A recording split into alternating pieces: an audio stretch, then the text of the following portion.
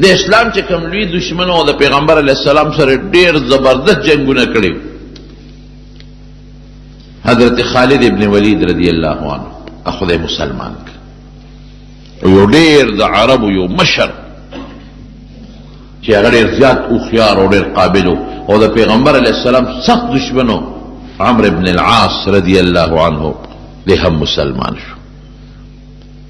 او بل یو زبردست کافر چې تاسو به ټول او پیژنئ د ابو جهل و عکرمه دا خدای پاک مسلمان ک او واقعاتی څنګه. حضرت خالد ابن ولید وای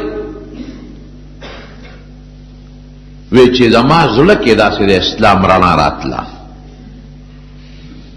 چې کوم جنگ کې به زه د نبي علیه السلام سره شریکېدم او ما به د صحابو مقابله کوله نو هغه وخت هم زما د زړه ماته وایي چې دا ته څه کوې بس قومیت او د قوم دپاره جنګېدم نو زړه مې مطمئن و زړه به مې خفه و. وی چې کله نبی علیه السلام حدیبیې له راته وی ما ځان سره د شاه سوارانو د اسونو د لښکر واغېسته او مونږ وی چې دی به مونځ کوي یو ځای کې او د مازدیګر دا مونځ داسې دی چې دا مسلمانان نه پرېږدي نو یو مونځ هم نه پرېږدي خو دې له ډېر لوی اهمیت ورکوي. لکه قرآن شریف کې الله فرمایي حافظوا علی الصلوات والصلاة الوسطى چې یو مونځ هم نه ګورې پاتې نه چې ټول به کوئ او پورا په خپل خپل وخت کې به کوئ وګورې مازدیګر به خامخا کوئ. نو ما ته خو د مازدیګر د مونځ اهمیت معلومو نو مونږ وایو چې د دې په مانځو درېږي مونږ به د یو غونډۍ شاته ورته پټ یو ناګهاني به پې حمله وکړو. مسلمانان چې مونځ کوي تورې به یې ښودي توجه به نه د جنګ نیت به نه بس چې تر څو دوی ځان سنبالي نو مونږ به قصه ختمه کړي. یو ځای م وله وټاکه په داسې اندازم وټاکه چې دوی به دلته مازدیګر را رسېږي د مازدیګر مونځ به کوي او دلته به پړه واچوي. عربو ته خو ځای نه معلوم و که نه ارض خو به چا خیمې نه ښخولې په لاره چې به تلل یو خاص ځای نه هغه ځای کې به خلکو مسافرو خپل پړه واچو نو هغوی ته هغه پړاو معلوم و چې دلته مازدیګر را رسي او دلته به خپل پړه واچوي. پړاو به یې داسې ځای کې اچوي چې هلته کې سوري وي ځمکه هوارئ میږي وغیره پکې نه اوبه ورته نږدې وي خشاک ورته نږدې وي چې داسې ځای نه دا به مخصوص پړو نو ځای نه وی مونږ یو ځای کې ورته په تاک کې کېناستو وی روغه لار وه نبی علیه السلام هم په هغه لار را روان دي جاسوسان مونږ مقرر کړي د هغې اطلاع راکړه چې په دې لار راځي وی ناګانې لار بدله کړه په بل لار لاړ. وی ما ملګرو ته وی چې داسې معلومیږي چې دا رښتونی پیغمبر دی ګوره یکدم یې لار بدله کړه. دوی ته څه پته وه چې مونږ د دې غونډۍ شاته پټ ناست شو د دوی جاسوس خو مونږ چېرته نه یو لیدلی او مونږ پوره تیاری کړې دی د دوی د مرګونو او مکمل لار بدله کړه په بل طرف ته وشو. معلومیږي دا چې دا خدای خبر کړی دی خدای هغه څوک خبره چې پیغمبر یې وي. زمونږ منصوبه ناکام شوه وی چې ناکام شوه نو بیا مو بل ځای ورته لاره ونیوله او په دې سوچ کې اندازه م ولګوله چې دوی به مازدیګر دې ځای ته رارسي او دلته به خامخا دوی خپل پړاو اچوي او د مازدیګر مونځ به کوي ځکه بل ځای کې دی نه شي نه دې نه مخکې ځای شته د پړاو غورځولو نه دې نه وروستو بیا شته لرې دي ځای نه ځان هم ورته بلکل یو ځای کې پټ که او چې څنګه نبي علیه السلام سره د ملګرو راورسېده او د مازدیګر په مونځ باندې ودرېده بس مونږ خوشحاله و چې که خیر وشو په حمله کوو نو څه چلې را سره وکړو صلات خوف وکړو. صلات خوف دې ته وایي چې نیم ملګري ځان پسې ودرئ او نیم دشمن ته مخامخ ودرئ. دا نیم چې کله یو رکعت د امام سره وکړي نو دوی لاړ شي دشمن ته ودرېږي هغه ډله راشي امام سره ودرېږي. امام دویم رکعت وکړي او د دې دویمې ډلې لومبی رکعت شي او بیا یو ډله هم ځان له خپل یو رکعت وکړي بله هم وکړي نیم دشمن ته ولاړي نیم امام پسې ولاړي په داسې طریقه صلات خوف دا اوس هم جایز دی مشروع دی مسنون دی. بلکې وی چې مونږ خو وی چې دیو په مانځو درېږي او مونږ به پې حمله کوو چې اوس مو قتل نو غون نیم خلک یې مونږ ته مخامخ ودرول نیم ورپسې په مانځو درېدل هغې چې ورسره رکات وکړه هغوی رالل مونږ ته ودرېدل دی ورلل هغې سره دویم رکات وکړو بیا هغې خپل رکعت وکړو نیم مونږ ته ولاړ دي بیا رالل هغې مونږ ته ودرېدله نورو خپل نیم بس زمونږ منصوبه ناکام شوه وی ملګرو ته مې وی چې ما درته نه وي چې دا رښتونی پیغمبر دی دروغجن نه دی ګوره په کومه طریقه یې مونځ وکړو ومې خپل مونځ وکړو ومې زمونږ نه سوکیا وکړه د ملګرو بیا حضور پاک ملګرو ته وی چې دا سړي خو مونږ نه صبرېږي یو ځای مو ته لار بدله کړه بل ځای د مانځه دې چل پول نیول غواړي کلک وینیول خالد ابن ولید سره د ملګرو یې گرفتار کړ او حضور پاک ته پیش کړ لیکن نبی علیہ السلام رحم دلو دشمن داسې دشمن چې هله ګوته له ورسي کوم ځای کې پرېږدي وی معاف یې کړو چې ځای مه معاف کړی وی دوه نښې خو مې دا شوې چې دا سړی رښتونی دی او دا پیغمبر دی او بله نښه مې دا وه چې کله مې ورسره جنګ کړی دی جګړه مې ورسره کړې ده نو هغه وخت سره به زه مطمئن نوم ما به وی بې ځایه جنګ کې ظلم کې خلا به مې نو مطمئن اوس په دې شش و پنج کې چې زه څوکم وی ماله کې دا فیصله وکړه چې زه عیسایي کېږم حقیقت پیغمبر اسلام سره خو مې دشمني ده سخته دشمني ده احد کې مې سره مضبوط جنگ کړی دی بدر کې مې مضبوط جنگ کړی دی خندق کې تلیم جنگ مې سره کړی دی نو دشمن سره خو نشم تابع کېدی که رښتونی دی خو نشم کېدی ضد دی ضد خو زه راشه عیسایي بشم یا یهودي بشم هلته به زه دی کې نبی کریم او د ده رورو ولید مسلمانو رور مسلمان دی نبی علیہ السلام ولید راوغوښته وی ولیده وی خالد ډېر هوښیار دی مونږ سره ډېر جنګونه وکړل خو داسې هوښیار سړی د اسلام نه لرې نه دی پکار دی چې دا سړی مسلمان شي د ده دومره لوی تجربه ده او دومره هوښیارتوب دی نو چې دا د کفر دپاره استعمالیږي د بوتانو دپاره نو پکار دی چې دا د اسلام دپاره پکار راشي وی د الله رسوله څه وکړم وی یو خط زه لیکم د خالد ابن ولید په نوم دا والا یو څه ممکن ده چې دا سړی خدای مسلمان کی اوس خالد ابن ولید وی زه په دې سوچ کې چې چېرته شام ته ځم وی عیسایي کېږم وی دې کې زما رور راغی ما له خط راوړو مې چې دا څه دي وی یاره نبي علیہ السلام دا خط راکړی دی دا لږ وګوره چې خط مې ولیکه نو په خط کې راته حضور پاک او د شپې مې خوب الابیل ولیده د شپې مې خوب ولید چې خطرناک ځنګل دی غنی دی پکې ازغی دی پکې او ډیر د خطرې سیدونه دی په دې ځنګل کې زه پکې روان یم ډېر خطرناک دی او چې روان یم نو یو صفا لارې ته تې ووتم د دې ځنګل نه پاکه لاره د صفا لاره د روغه رڼا هېڅ پکې تیاره نشته او هېڅ تکلیف پکې نشته او هېڅ نقصان نشته وی دا خوب مې مولید وی د خوب نه مې معلومه کړه چې زما دا کوم دین دی د جاهلیت او د کفر او د شرک دا خطرناک ځنګل دی دا د هلاکت ځنګل دی او زما روح ټیک دی زه وځم د دې نه اوس کوم طرف ته چې ووتم دا به زما د رڼا لاره وي صراط مستقیم به وی دې کې رور راله خط راوړو چې خط مې وکت نو په خط کې راته لیکلي چې خالد ته ډېر هوښیار یې او قابل سړی ته د اسلام نه لرې پاتې کېدل تاله نه دي پکار که بل سړی وي چې هغه ناپوهه د اسلام نه لرې پاتې کېږي بېله خبره ده نو ته هوښیاره مې پوهه مې عقلمنده مې اسلام نه ځان لرې مه پاتې کوو زه دعوت در کوم ته مسلمان شه راشه مسلمان شه او دا خپل طاقت د کاڼو دپاره مې استعمالوه د بوتانو دپاره دا طاقت د الله د ذات دپاره استعمال کړه وی چې دا خط مې وکته وی ما وی چې ما خو د حضور پاک سره ډېر جنګونه کړي دي او ما خو احد کې داسې جنګ ورسره کړی چې او یا مضبوط مسلمانان زما د لاسه شهیدان شوي دي درته څه وی ما د خط د چا نه راوړو وی ګوره ته پرېږده تا نبي علیه السلام لیدلی نه دی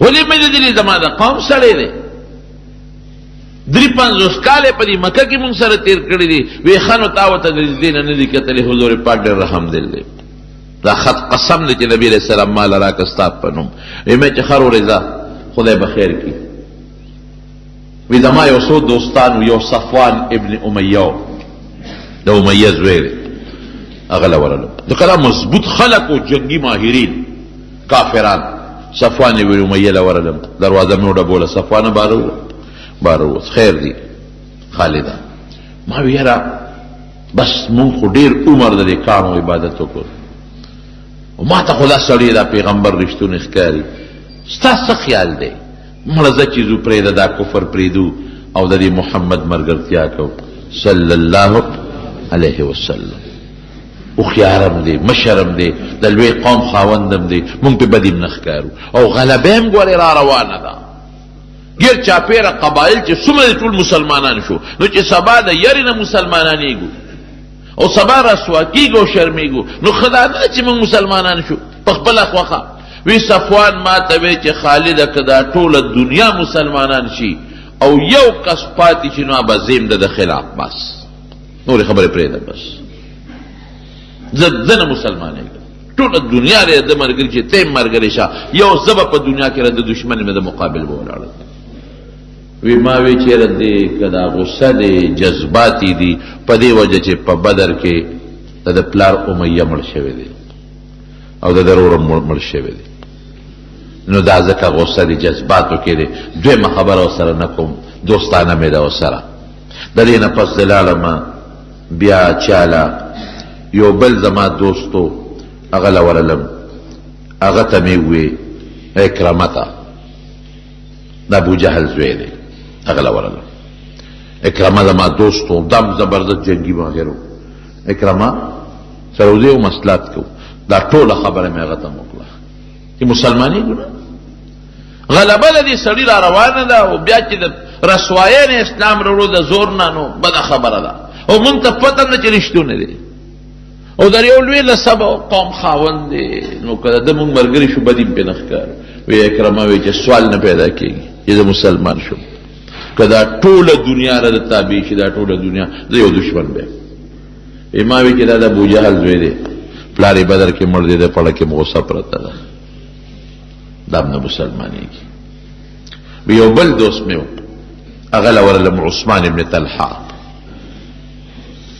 هغه له ورلم مې چې عثمانه زما له خو بدل دی زه خو بس ما ته خو د اسلام رښتونی دین ښکاري او دا سړی ما ته رښتونی پیغمبر ښکاري او ډېر زیات مخالفتونه وکړل مونږ څه ګټه وکړه خو بدې خبرې خو نه کوي او د کاڼو عبادت مه کوئ بوتان مونږ په واقعي په خپل لاس جوړ کړي دي نو چې په خپل لاس هم کوم شی جوړ کړو هغې ته سجدې کوو او زنا مه کوئ نو خبره یې بده خو نه ده او بچي مه وجنئ نو خبره خو یې بده نه ده هغه وایي لوڼه مه قتلوئ نو خبره خو یې بده نه ده او بربند طوافونه مه کوئ نو خبره یې بده نه ده مردارې مه خورئ نو دا څه بده خبره ده پردی مال مه خورئ دا څه بده خبره ده پاک اوسېږئ کومه خبره د هغه غلطه چې موږ پکې نقطه راوباسو عثمان ما ته وایي چې خالده مقصد دې څه دی مې چې مقصد خو مې دا دی چې زما خوله کېږي که ته مې ملګری شوې نو زه چې زه مسلمانېږو عثمان وایي چې ما هم بېګا دا سوچ کړی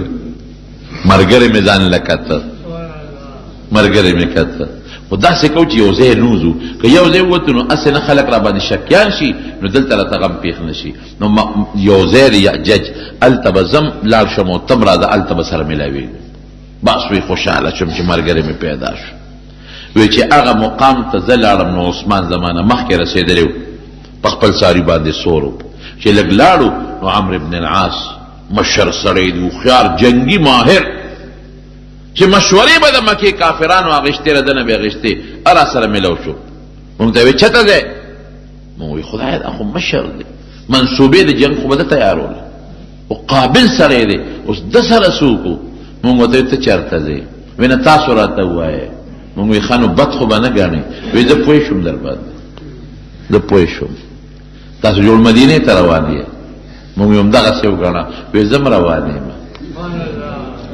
زه م روان یم څه سوچ دی ستا ته م روان یې ستا څه سوچ دی وی زه خو د ډېرې مودې نه په دې سوچ کې چې زه به کله نه د اسلام کې داخل شم مسلمان بشم خو د خپل قومیت مې پرېښودم نن مې لکه سوچ وکړه چې راشه د دې ګنده ځان وباسه ووایي چې ګوره اوس اسلام خو عجیبه دین دی که نه قسم دی چې سړی سوچ وکړي زمونږ دا دین مونږ له خدای خوښ کړی دی الله وایي ورضویت لکم الاسلام دینا پاک دامنۍ والا دین دی پاک دامنۍ والا مرداره مخوره پردی مال مخوره د مشر عزت کوه د مور پلار احترام کوه د بچی او د یتیم په سر لاس ایږده خدای ته سجده لګاوه د لونو حق مخوره، د خور حق موها، گاونډي ته ضرر مرسوه. دې کې کومه داسې خبره ده چې هغه زمونږ د فایدې نه ده؟ کومه خبره کې زمونږ تاوان دی؟ د شریعت خلاف چې مونږ سر و باسو، د شریعت خلاف چې مونږ ځان چلو، نو دا کې به زمونږ پوره تاوان دی. ولې لور جمدی حقولو کې تاوان نه دی؟ ولې لور له خپل حق ورکولو کې تاوان نه دی؟ ولې بدعملي کول او زناکاري کول تاوان نه دی؟ د وجود تاوان، د مال تاوان او د مسلمان عزت اغشتل تاوان نه دی؟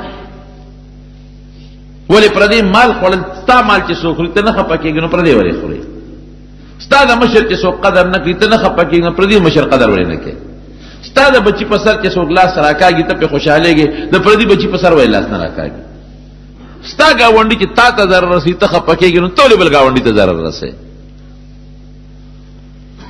تا سره چې څوک ښېګړه وکړي او ته یې قدر ونه کړې خفه کېږي به که نه؟ نو چې خدای در سره ښېګړه کړې ده، نو د خدای قدر ولې نه کوې؟ سر ورته ولې په ځمکه نه ږدي؟ د اسلام کومه خبره داسې ده چې هغې کې زموږ تاوان دی، خو موږ ځان له په خپله د اسلام خبره تاوان ګڼو. اسلام کې قسم په خدای زموږ ګټه ده. اسلام رڼا مذهب دی، اسلام روښانه مذهب دی. کور کې امن، ګاونډ کې امن. اوس خو اسلام خلکو په غلط رخ استعمال کړی دی، په ډېر غلط رخ استعمال کړی دی. نو خلکو ته مه ګوره، جرمونو د خلکو ته مه ګوره، اسلام ته وګوره.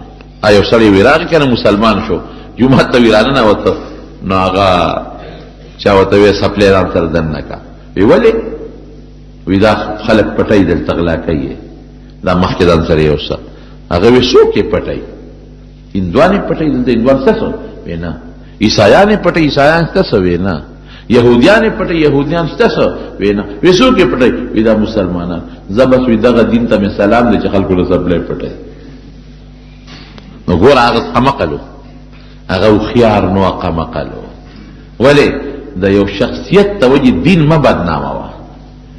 یو سړی غلطي وکړه، یو سړی پښتون غلطي وکړه، نو د پښتو خو نه بدنامېږي ورسره.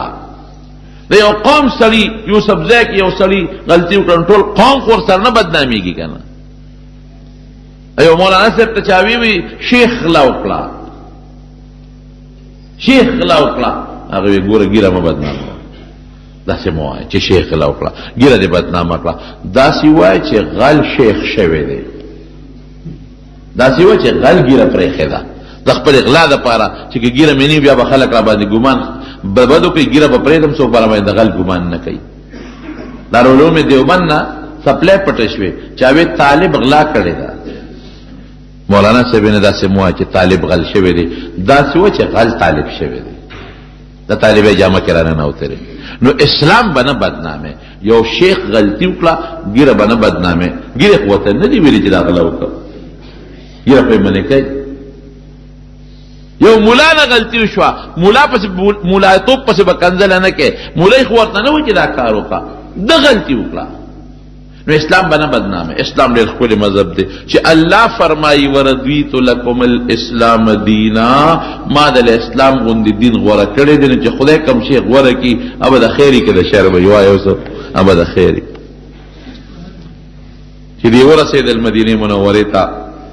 اوس ګوره ورته چا ورته ویلې نه دي، نو ویې لمبل اوښان یې سمرو لاولې ولمبل، زیاتي نوکان ویښته مې کټ کړل، خوشته جامې ځان سره وړې وې هغه یې واغوستلې. پھر اسلام خپله سړي ته پاکوالی ښیي او خوشبویي پورې کړه. ولید وله راغی د خالد ابن ولید روډ، وی روډې څه کې راورسېدی؟ وی راورسېدو. وی چې مونږ خو راورسېدو، خو ودرېږه جامې بدلو. هله شا به وي زر کوی، نبی کریم صلی الله علیه وسلم ستاسو استقبال کې دی، انتظار مو کوي. صبر وکړه وروره، داسې پلیت وله نه شو ورتلی چې جامې پاکې کو، وجود پاک کو، دوړې لرې کو، نو بیا به ورځو. درې واړو جامې بدلې کړې، غسل یې وکړل، صفا جامې واچولې، خوشبویې واچولې، او بیا نیغ لاړل مدینې شریفې ته. او چې په جومات ورننوتل، حضور پاک دقسې ورته ولاړ دی، مسکې ورته ولاړ دی، مسکې. او دی چې ورغلل سنگ خالد ابن ولید لومبي، یا به ورته دشمن وی، یا به په جنگونو کې کنزل ورته کول، او د حضور پاک نوم به رواناو، نوم به ولا په بد واغشته، مزمم به وی، محمد به نه وی. محمد معنا د صفت خاوند، ښکلی د ستایل شوی. مزمم معنا چې هغه انسان چې په بدو یادېږي، نو د پیغمبر علیه السلام ښکلي نوم به یې نه اخېسته، خراب نوم باندې به یې یادو. او چې اوس لا مسلمان نه دی، وروسته مسلمانېږي او 5-6 منټه پس چې جومات ته ورنوت وي السلام علیکا یا رسول الله، دا الله رسول پتا دې سلام، او فوراً حضور پاک دعوت نه دی ورکړی، فوراً اشهد ان لا اله الا الله، در دې خبرې گوی ورکوم چې الله یو دی شریک نه لري، واشهد ان محمدا عبده ورسوله، د دې خبرې گوی ورکوم چې محمد صلی الله علیه وسلم د الله خپل بنده او د الله استاد او پیغمبر دی. او چې څنګه کېناسته لومبې سوی وي د الله رسول مخ سترګې د سره نشم لګوي، ما ډېر لوی جرمونه کړي، ما په هر میدان کې ستا مقابله کړې ده، ما په هر میدان کې ستا دشمن مقابله کړې ده، او ما څو ځله ستا د مرګ نیتونه کړي دي، یو ځل نه څو ځله مې د مرګ نیتونه کړي دي، او د دنیا مسلمانان صحابه زما د لاس نه شهیدان دي. اوس به زه څه کوم؟ وی دا کلمه چې دی وی د یارې دی وی که د زړه نه وی نه بیاره نشته، دا مې د زړه نه وی، د زړه نه زه دا منم چې اسلام حق دین دی او ته د خدای رښتونی پیغمبر یې. وی زه بس الاسلام یهدم ما کان قبله، دې نه مخکې چې دې څه کړي دي د اسلام د وجې معاف، ختم.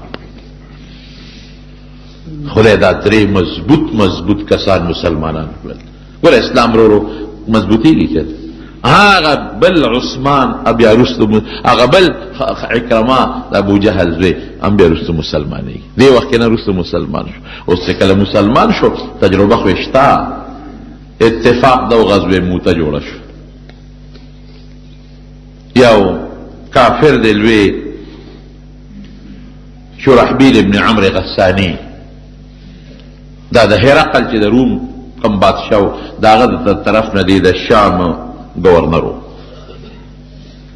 نبی علیہ السلام یو صحابي ولېږه حارث ابن عمر رضی الله عنه، هغه له خط ورېږه پیدا به د شرحبیل ابن عمرو غسانی ته ورسېد، د اسلام دعوت یې ورکړ. هغې ظالم دا د پیغمبر سم استاد ملک شهید یې کړ، استاد خو به نه وجه، استاد یې د به نقصان نه ورکړي. حضور پاک په هغې سخت خفه شو او د 3000 کسانو یو دسته تیاره کړه.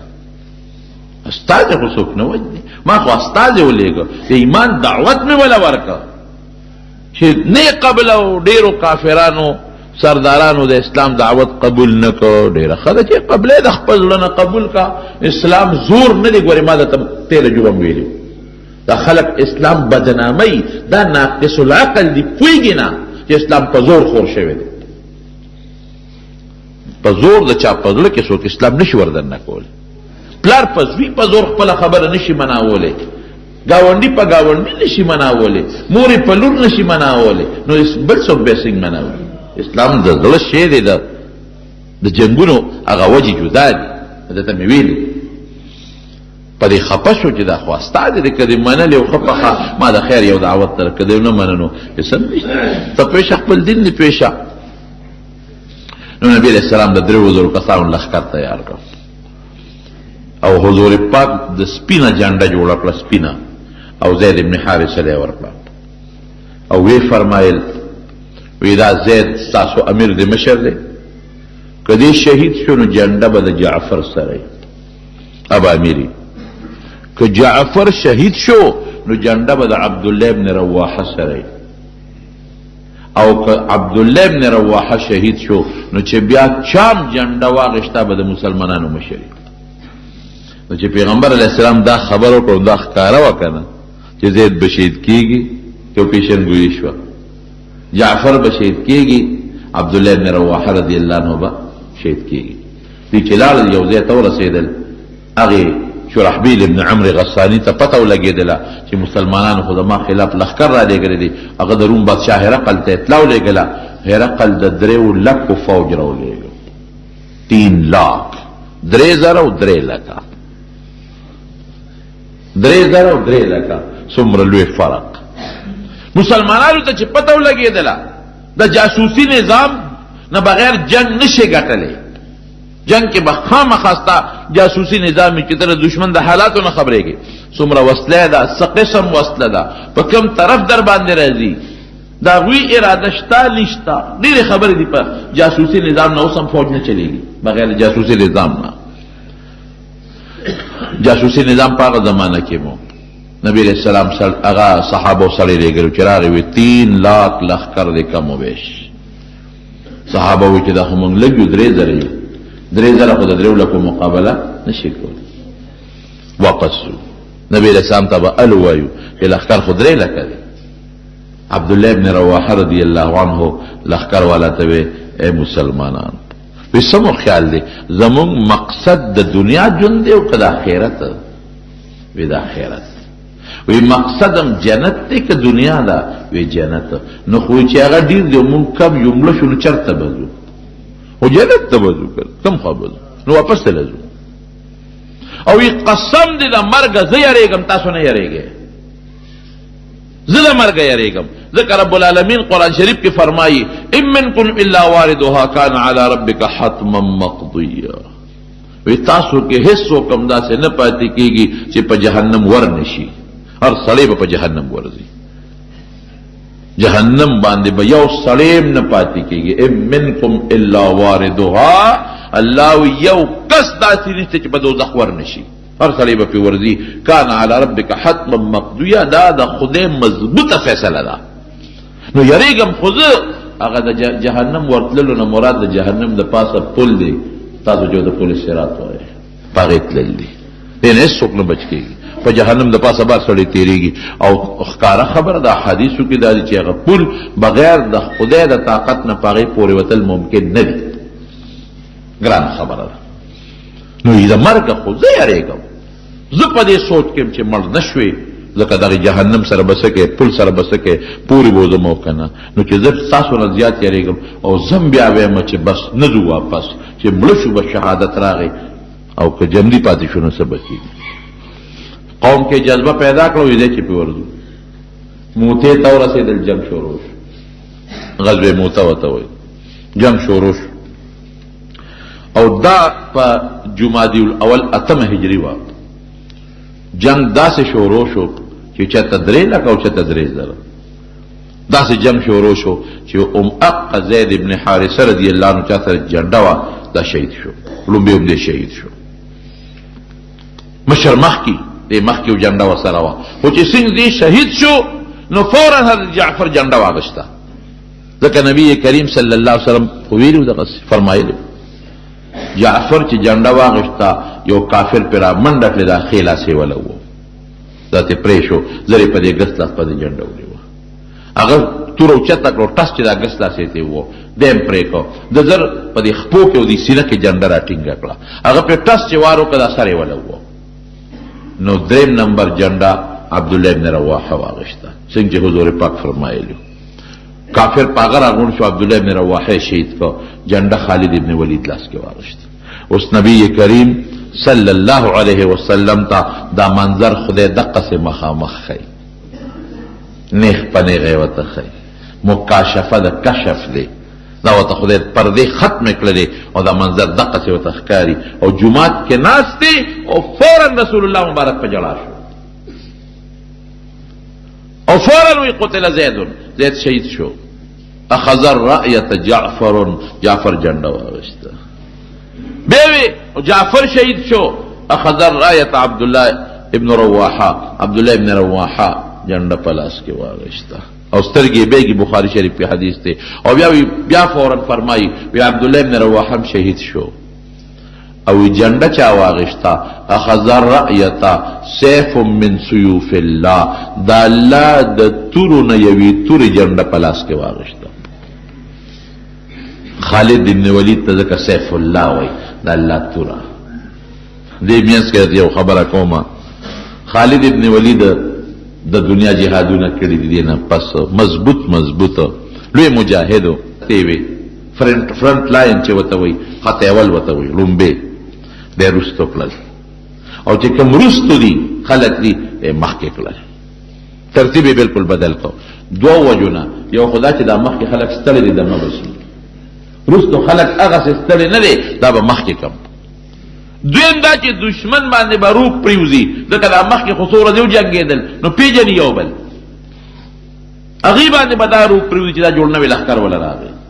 ګوره جنګ کې به دا حکمت عملي استعمالی چې سار له جنګ شروع شو او خلک یې خواره واره کړل، صفونه ګډ وډ کړل، یو صف د یو نه لري، بل د بل نه لري، بل د بل نه لري، او سیوستو په غونډو کېنول چې کم ستړي زخمیانو چې دشمن سبا جنگ ته راغی. هغې ویله که د شپې وله نور کومک امداد راغلی دی. دا خلق نو دا سوره دی جنگ کې دا نوي دي، ورا غونډو باندې خلک ولاړ دي. نو ګوره لویه خبره په جنگ کې د دشمن د بیلات روب دی چې روب پې پرېوځي. سبا جنگ شروع شو، الله هغه 3 لکو لښکر له شکست ورکړ، مسلمان له خدای ګټه ورکړه، غنیمتونه حاصل کړل، د دنیا وسطې جمع کړئ حاصل یې کړل. هغه شرحبیل پکې گرفتار شو، مردار شو پکې چې هغه کم مشر و، لوی لوی سرداران مردار شو او دی بیا واپس رالل مدینه منورې ته. نبی کریم صلی الله علیه وسلم فرمایي جعفر لاسونه کټ شو، نو نبی علیہ السلام الله با جعفر له په جنت کې داسې لاسونه ورکی چې اب لکه د وزر غوندې کار کوي، او دی به چې کم دی په جنت کې ګرځي نو به پې الوزي. او د جعفر ماشوم زوی چې به چرته حضور پاک ولیده نو ورته وی یبن ذوالجناحین، ای د 2 وزر والا زویه. او عبدالله بن رواحه رضی الله عنه متعلق نبی علیہ السلام فرمایي چې ما هغه په یو تخت باندې ولیده او تخت یې لقیده، دا تخت یې داسې لقیده، کله به داسې ته کله به داسې ته کله به داسې ته کله به داسې ته، هغه تخت یې لقیده. نو علماوی ته تخت لقیدل مولانا ادریس کاندهلوي رحمت الله علیه سیرت مصطفی کې لیکلی دي. وی تخت یې ولې لقیده؟ یو واقع نقل کړې ده، وی چې سومنات باندې کله محمود غزنوي حمله وکړه او دا سومنات فتح شو. سومنات دا هغوی یو لویه د بوتانو عبادت خانه وه، مندرو هندوان فتح شو. سومنات چې د هغې کومه لویه قلعه او لوی مندرو هغې کې دننه نو په هغې د پاسه د اسلام جنډه ولګوله. نو دا چې څومره هندوانو دا ورته ټول راغون شو او محمود غزنوي ته یې وایي چې بس داسې کار دی چې موږ درته یو درخواست کوو په دې مندر کې زموږ یو غټ بوت دی، هر څه چې کوې خو دا یو بوت راله مه ماتوه، څومره پیسې چې غواړې درکوو، څومره پیسې چې غواړې خولې نه وباسه.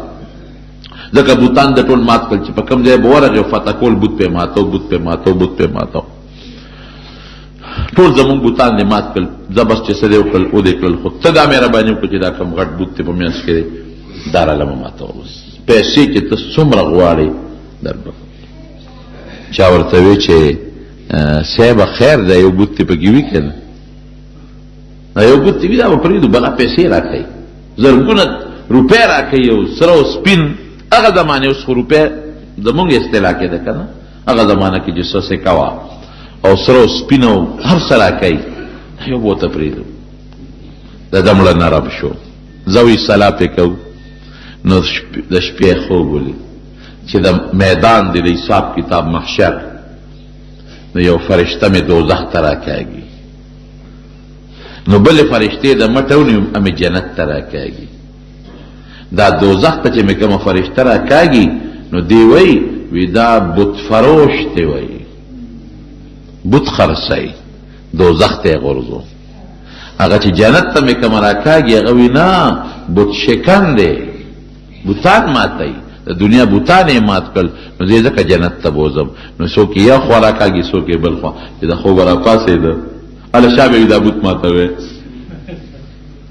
نو الله شان ته ګوره چې بوت له ټس ورکړه او ماتې که وی غورځو، دنه ګېډه ډډو دنه پکې دومره هیرې جواهراتو چې هغې هندوانو څومره پیسې ورکولې هغې نه پکې زیاتې پیسې راوتې. دا خو خیر د دې مثال نه دی مولانا ادریس کاندهلوي مثال نه ورکوي، ستاسو د پوهې دپاره ده. وی تخت یې لقیده، ولې لقیده؟ جنت ته روان دی ګورې او هلاویږي لقیږي، ولې؟ ځکه ویده وي چې زما مرګ نه دی خوښ، یریږم خو یاره که مړ شم شهید بشم نیک به الله له لاړ شم. او قوم کې جذبه شهادت پیدا کړه. نو هغه تردد غوندیو د دنیا د ژوند او د مرګ په منځ کې چې الله وی ام منکم الا واردها، چې هر سړی په جهنم ورځي، پل باندې بدم پل سورات او خطرناک لار ده. نو لږ می تردد دی چې یاره څنګه به کېږي، خو بیا هم د خدای په لار کې جنګېږم او چیت کېږم. الله مسلمان له فتح ورکړه. نبی کریم صلی الله علیه وسلم په دې درو صحابو ډېر زیات پریشان و، انتهایی زیات. حضرت جعفر د ترزوی ماشومان بچی تی پاتې شو. حضرت زید دا د پیغمبر علیه السلام ماشوم لوی کړی دی، زید ابن حارثه. او په لومبه زمانه کې به ورته زوی وی زید ته به د حارثه زوی نه وایه، د محمد زوی به ورته وایه صلی الله علیه وسلم. بیا الله منع وکړه ادعوهم لآبائهم، نو بیا وی زه خیر دوستو در پلار نو مخله، نو ماشوم یې لوی کړی زید. او عبدالله ابن رواحه دا د حضور پاک شاعر و، د نبی علیہ السلام په صفت کې به شعرونه وي او د مکې د مشرکانو بد به وي، په دې دړمنو خپه پې و. خو خیر په غزوې موته کې دغه شامیانو له رومیانو له رب العالمین د مسلمان په لاس 3,000 مسلمانو له په لاس باندې الله 3 لکو کافرو له شکست ورکړ. الله مسلمان له فتح ورکړ.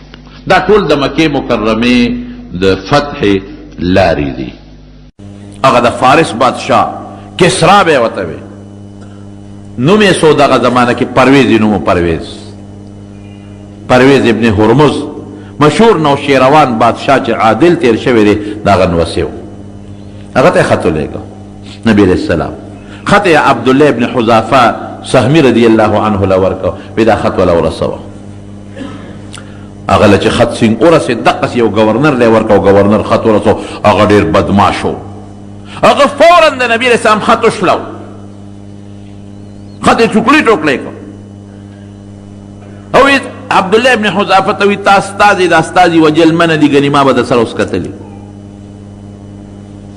او زازان د یمن بادشاه د د سلطنت لاندې و، د ګورنر، هغه ته وی خط هغه ته ولېږه، وی 2 مضبوط پهلوانانو ګوره، ښه مضبوط او ښه مضبوطې تورې وله ورکه، وسله ورکه، او چې لاړ شي دا پیغمبر ګرفتار کړي مالې راولي، او که ګرفتارولی نشي څه مسله وه نو چې مړی کړي او سر یې ماله راوړي. دومره هغه جذبه کې راغی. نبی کریم صلی الله علیه وسلم له عبدالله ابن حذافه رضی الله عنه راغی، وی څه چلی وکړه؟ وی صاحب هغه ستا خط خو یې وشلو. وی اللهم مزقهم کل ممزق، خدای د ده دا بادشاه هم تس نس کړي. خط یې ولې شلو؟ الله مغسې وکړه، څنګه یې وکړله؟ د ده زوی شیروی، د هغه نوم و شیروی، او د ده ښځه وه شیرین، د هغې نوم و. د دې شیروی میرنۍ مور وه، ښځې ګڼې وې. دا زوی په دې میرنۍ مور عاشق و،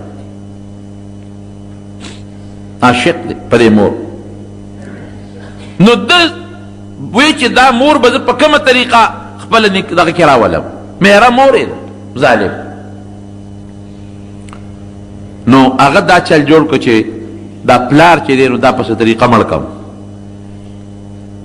دا پرویز. نو چې دی زه مړ کم نو ښځه ما ته پاتې شي که نه. پلار هم پیپیو چې د ما دا زوی حرامي دی، دی هر کله چې په ما بس حمله کوي ځان به یې ساته.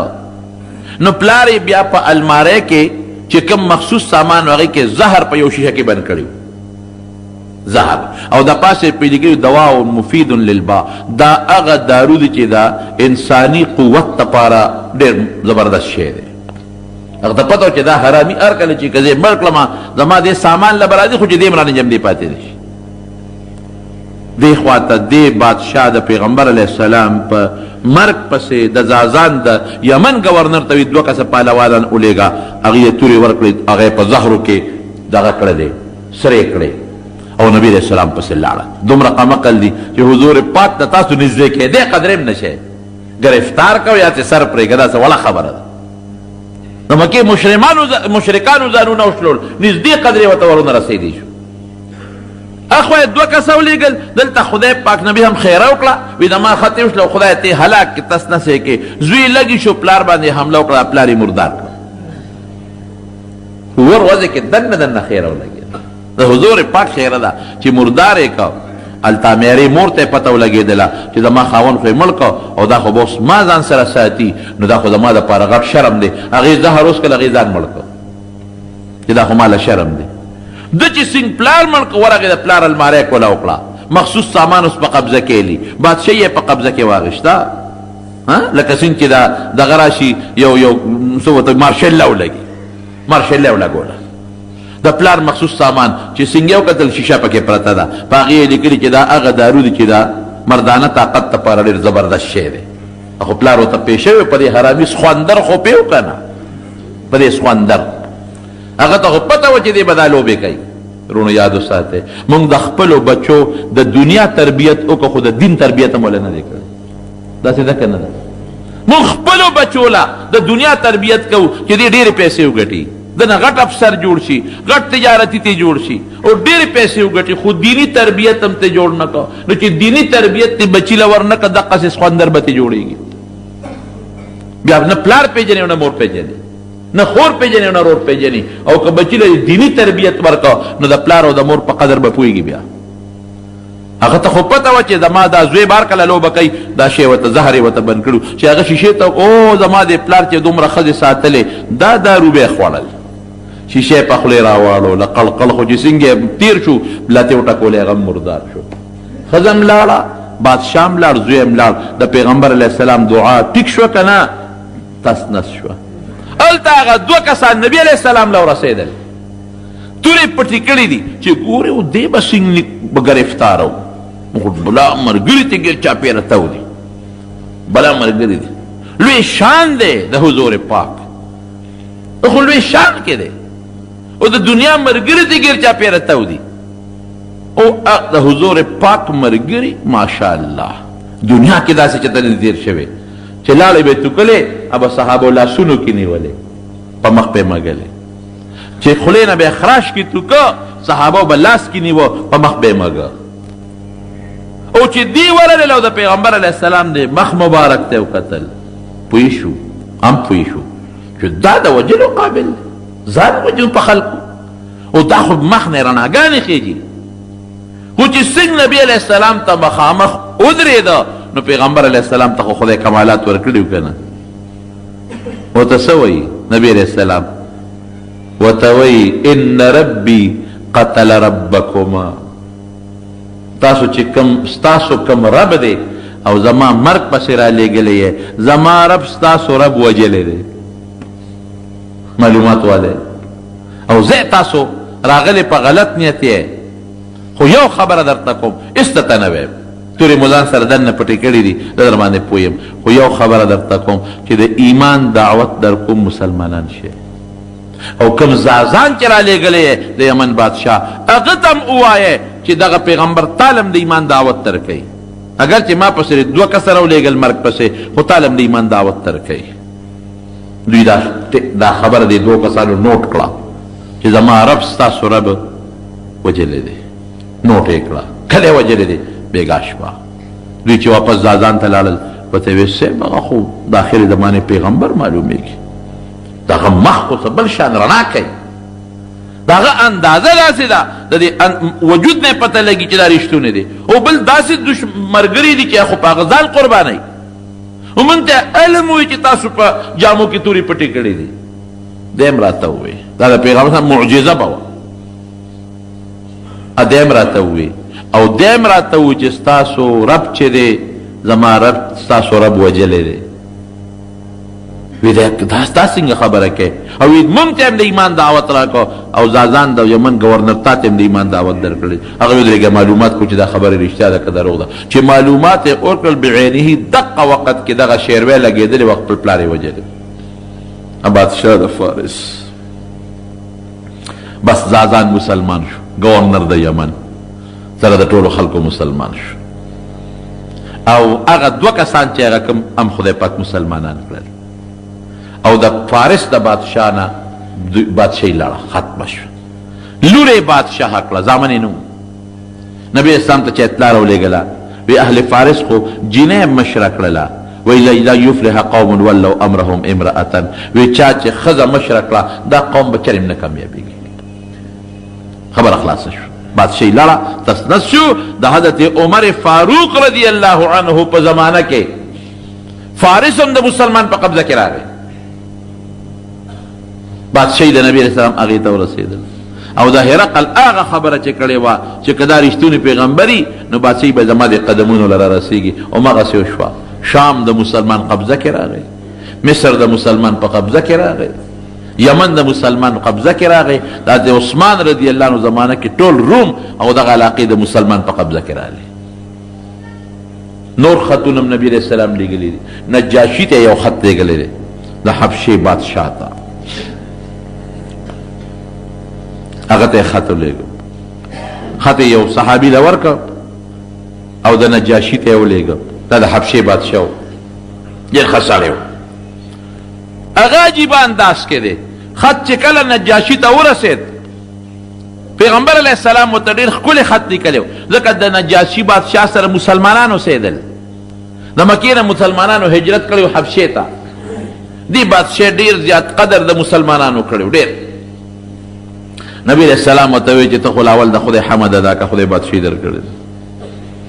زه ستا شکریه ادا کوم چې زمونږ مسلمانان درغلي دي او تا سره په حبشه کې پراته دي او تا هغوی له امن ورکړی دی، د هغوی د قدر کړی دی، د هغوی د احترام کړی، د هغوی د عزت کړی دی. زه د خدای رسول یم او د خدای بنده یم او تا له دعوت در کوم ته مسلمان شه. او د عیسی علیہ السلام متعلق زما دا سوچ دی، ما ته خپل الله وایي د عیسی علیہ السلام چې دی د خدای بنده دی، دی د خدای زوی نه دی او نه خدای دی.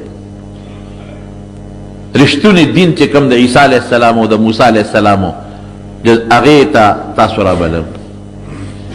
بس هغې نجاشي بادشاه چې خط سینګ ولوسته ملګري راوغوښتل، ملګرو ته یې وویل چې دا د آخرې زمانې پیغمبر دی، بلکل رښتونی دی. تاسو چې هر څه کوئ خیر هم په دې کې دی چې د تابعداري وکړو او مونږ په ده باندې ایمان راوړو. زمونږ په کتابونو کې چې د آخرې زمانې د پیغمبر کم صفتونه دي ټول پکې موجود دي. دویمه خبره پکې نشته. ګوره سړی مخلص و نو خدای نجاشي هم مسلمان شو، د حبشې بادشاه، او چې څومره د قوم رعیت و هغه ټول مسلمانان شو. او بیا نبی کریم صلی الله علیه وسلم ته یو خط راولیکه او خط کې لیکلي چې د الله رسوله ته زما نه اگر چې لرې زه ستا نه لرې خو بلکل ستا دعوت ما ومنه او تا باندې ما غایبانه ایمان راوړه. زما ټول قوم هم پته ایمان راوړلی او دې کې څه یره نشته. دا مونږ خالص د خپل زړه له مسلمانېږو. زمونږ زړه دا وایي، زمونږ کتاب دا وایي، زمونږ معلومات دا وایي چې ته د خدای رښتونی پیغمبر یې. او زه خپل زوی درلیږم، زوی سره 50 شپېته کسان کړل او بلا تحفې تحایف یې ورکړل چې دا نبي علیہ السلام له ولېږې. څه وینځې یې موله ورکړلې، وی دا به نبي علیہ السلام له ولېږې. اتفاق دا و چې هغه کښتۍ په دریاب کې غرقه شوه او دی ورته ویلي په خط کې لیکلي و چې که ستا زه خو دلته بادشاه یم رعیت په غاړه دی نو که ته اډر کوې نو زه به دا هر څه پرېږدم ستا خوله به درشم. نبي کریم صلی الله علیه وسلم ته چې د هغه خط راورسېد ډېر زیات خوشحاله شو، دعا یې وله وکړله او خوشحاله شو ډېر زیات. او ته چې نه د خپل رعیت سنبالوه دلته مه راځه. بیا دغه نجاشي بادشاه اصحمې نوم و، اصحما دی بیا وفات شو. نبی کریم صلی الله علیه وسلم صحابو له په مدینه منوره کې اطلاع ورکړه، وی نجاشي د حبشې بادشاه اصحما وفات شوی دی او ما ته جبریل علیه السلام ووی که ته په جنازه کې چې دا کټ درته رانږدې کړم نو راځئ چې جنازه پې وکړو. نو پیغمبر علیه السلام مخکې شو، صحابه ورپسې شاته ودرېدل او حضور پاک په هغه غایبانه جنازه وکړله. دا غایبانه جنازه ګورې په شریعت کې نشته. ښه ډېر صحابه په داسې ځایونو کې وفات شوي دي چې د جنازې هم څوک نه و، نبي هم په جنازه نه ده کړې او که ته به په نجاشي خو یې کړې ده نو هغې کې حدیث موجود دی چې جبریل علیه السلام ورته وویل چې زه درته دا کټ را مخامخ کومه. نبي علیه السلام وایي ما ته یې کټ را مخامخ که ما لیده تاسو نه لیده نو دا گویا کې غایبانه نه شوه، مخامخ په مخامخ په حاضر جنازه کړې ده او دعا یې موله غوښتلې ده. دغه خطونه اوس هم شته. نجاشي والا خط ام محفوظ پروت دی، هرقل والا خط ام محفوظ پروت دی او کم خط چې دا فارس بادشاه د نبی هم اوشلو ام محفوظ پروت دی. خو یاره هغه چې کم خط دی نو ټوټې ټوټې دی، ټوټې شوی دی. داسې مقوقس بادشاه ته، د مصر بادشاه ته، د یمن بادشاه ته، مختلفو بادشاهانو ته نبی کریم صلی الله علیه وسلم خطونه ولېږل بعضې پکې خدای مسلمانان کړل، بعضې پکې کافر پاتې شو. د اسلام طریقه هم دقه ده، چاله به په خولې دعوت ته ایمان ورکوي، چاله به د خط په ذریعه ورکوي، چاله د کتاب په شکل کې به ورکوي. نو دا شپږمه اومه هجره دا د نبی علیہ السلام د خطونو وه. خدای پاک مسلمانان ډېر زیات کړل دې سره، اسلام ډېر زیات خور شو. او بیا د هغې نه پس په اومه هجره کې د یهودیانو چې کوم لوی ګړو خیبر هغه فتح شو. خیبر کې ډېرې غټې غټې قلاګانې وې، هغه پکې فتح شوې. او د خیبر یهودیان هغه پکې تابع شو د نبی علیہ السلام. اسلام او ایمان خو یې راونړه محرم 7 هجره کې، خو بس بهر کیف تابع شو. ځمکې د مسلمان په قبضه کې راغلې، باغونه د مسلمانانو په قبضه کې راغلل. حضرت صفیه رضی الله تعالی عنها دا د خیبر د یو حیی ابن احتب لوی یهودي و، د هغه لور وه، هغه په غنیمت کې نبی کریم صلی الله علیه وسلم ته ورسېدله. مخکې یو صحابي له دې دحیه له نبي علیه السلام ورکړې وه، خو دا خفه وه. وی زما پلارم په دې جنګ کې مړ شو، رور مې مړ شو، خاوند مې مړ شو، نو زما دا خوښه ده که ما د مسلمانانو بادشاه په خپل نکاح کې والي نو ښه به حضور پاک پې ډېره ښه ده. نو ازاد یې کړه، ستا خوښه ده ته ما ازاده کړې، که خپل قوم سره پاتې کېږي هم دې خوښه ده، او که ما سره په نکاح کې پاتې کېږي هم دې خوښه ده. وی نه، مسلمانه شوه، مسلمانه شوې. دا خو د خدای پاک ستا غوندې شخصیت ما له خاوند راکوي، زه څه کوم په نورو خلکو. مسلمانه شوه. په دې مخې داسې یو داغ و، سور غوندې داغ و. چا یې تپوس وکړ یا داغ د څه دی؟ وی ده چې کله واده شم خاوند یې کنانه ابن الربیع و، چې واده شم نو ما خوب ولید د شپې چې د مدینې نه یو سپومۍ اوچته شوه او د اسمان دیني مې ته ورسېدله، او نیغه زما دې غېږ کې را پرېوته. نو زما خاوند هم نجومي و او د پخوانو کتابونو پوه و، ملا و. نو ما مې خاوند ته دا خوب ووی، وی هغه څپېړه اوچته کړه، دې په دې مخ ښه مضبوطه ووالم. دا داغ د هغې دی. وی ما ته وی ته جوړ د مدینې د بادشاه د نکاح خوبونه یې نه وی ما چې دغه خوب مې لید څه خبر. او مقه خوب خدای رښتونی کړ، د حضور پاک نکاح له خدای راوسته.